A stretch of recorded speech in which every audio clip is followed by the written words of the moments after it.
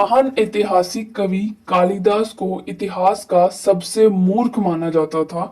ऐसा कहा जाता था कि वह जिस डाली पर बैठते थे उसी को काटना शुरू कर देते थे।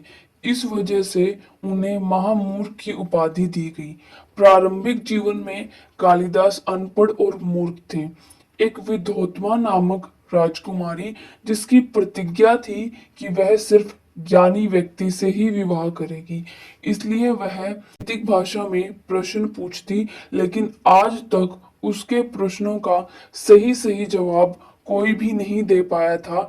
तो बाकी के जो राजकुमार थे उनकी मूर्खता का ज्ञान होते हुए भी कालिदास को उस राजकुमारी के सामने लाकर खड़ा कर दिया और उसको बोला कि तुम कुछ भी मत बोलना, जो भी प्रश्न राजकुमारी पूछे तुम सिर्फ उसका सांकेतिक भाषा में ही जवाब देना। कालिदास ने ऐसा ही किया। विद्वोत्मा को लगा कि कालिदास काफी विद्वान है, तो उसने उसके साथ विवाह कर लिया। विवाह के बाद समझ आया कि वह तो अनपढ़ और मूर्ख है, तो विद्वोत्मा ने कालिदास को घर से निकाल दिया।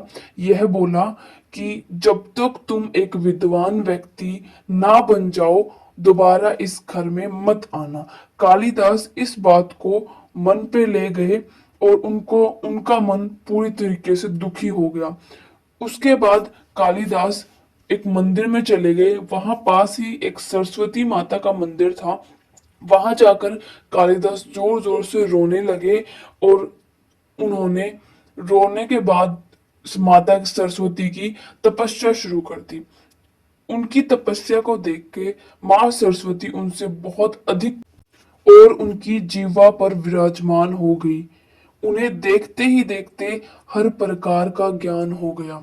इस प्रकार कालिदास ने पत्नी विद्वोत्मा को अपना पथ प्रदर्शक गुरु माना और घर लौट गया।